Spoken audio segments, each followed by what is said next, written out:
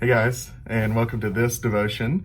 I'm glad you can join us, and I want you to know, because I'm going to tell you in every way that I can, we are doing stuff in person now. We were supposed to start on Sunday, but the snow kind of came and we didn't do anything Sunday morning, and I canceled the Super Bowl stuff, and I kind of regret that. It cleared up really nicely, but we're in person now. We did stuff on this past Wednesday, and we'll do stuff on Sunday. So I hope you can be there. I'm still going to do the Friday devotional videos because I like to talk about things that we don't always talk about in church, and maybe you can search through and find something that interests you. But today I want to talk about vanity. So let me look up the definition of vanity real quick. I think we all have a general idea of what vanity means, but so the dictionary definition says excessive pride in or admiration of one's own appearance or achievement. So vanity. What is vanity? Like, is everything vanity? Because we see that in Ecclesiastes. In Ecclesiastes 12:8, the writer says, "Vanity of vanities," says the preacher, "all is vanity." So is all vanity? Is everything vanity? Let's break that passage down a little bit. So, today, just like I said, and kind of with the definition, we think of vanity as pride or conceit or an exaggerated opinion of someone, of oneself, or trying to bring attention to yourself for things, that a lot of people don't care about. But in Ecclesiastes, the word is understood here, vanity, as meaningless.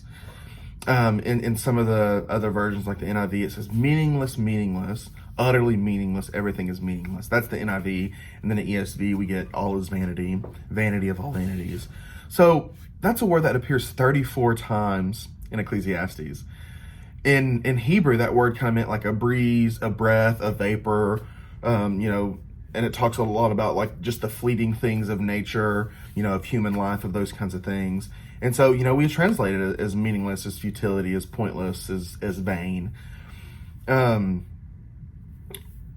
this part of Ecclesiastes, the preacher, who we know is Solomon, King Solomon, who we've learned a lot about recently, he's determined to make sense of life. And he has concluded that there's not much meaning or purpose to humans just existing. And so, he refers to him as preacher or teacher, but, it's actually King David's son, Solomon. And so, what is Solomon going through that he thinks these things?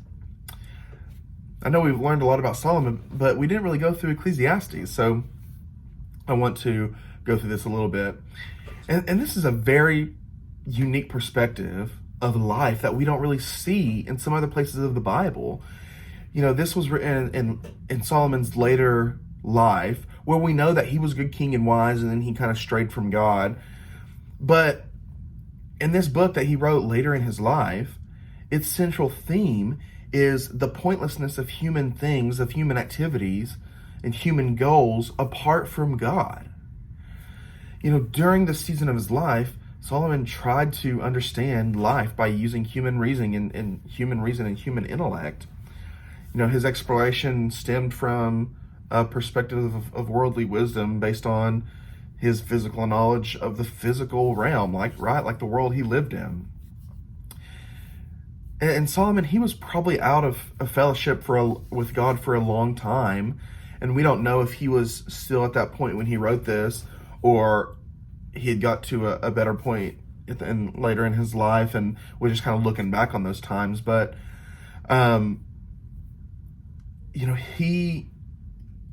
he wanted to find the meaning of life apart from God, and he was struggling with that, right? It was futile, because his pursuit of worldly wisdom and worldly meaning was, limited to his finite lifespan, the finite human experiences, and he got to a point where he realized that all those things, wisdom, money, power, building a temple, right? All those things are pointless apart from God.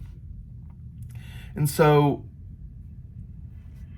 our human experiences, when we try to rationalize or get to the point of a meaning in life just based on our own human experiences, it can be tough because we see, wicked people succeeding and righteous people suffering and horrible injustices happening in our world. And, it's hard to find a meaning in life based on those kinds of experiences. And, a lot of people could say that their meaning is to bring good into the world and, be a light. And, those are all good things. But what are you really doing apart from God? Because, our finite lifespan are very, very short. When they say vanity, when vanity is used in Hebrew, it's like a wisp of air, like if it was cold, super cold in my office, which it kind of is, but if it was super cold and you saw my breath and it was, you saw it for a second, then it was gone. That really is how human life and human things are. And so Solomon found that by using human reasoning and looking at things apart from God, he didn't find meaning. So, I know that there's a lot of things that I can see, that I can believe, that I can know, but there's a lot of things I don't know, right? And I don't sugarcoat that or anything. I know that there's a lot of things I don't know, but I do believe what the Bible says. And so when I read that Solomon was the wisest man ever, and he says that he can't find meaning apart from God, no wonder so many things and so many people in our world are hurting, because so many people are trying to find their meaning in life apart from God. The wisest man on earth ever, tells us that. And in my own search for ultimate truth apart from God, nothing came out of it, right? It was vain, right? It was all in vain.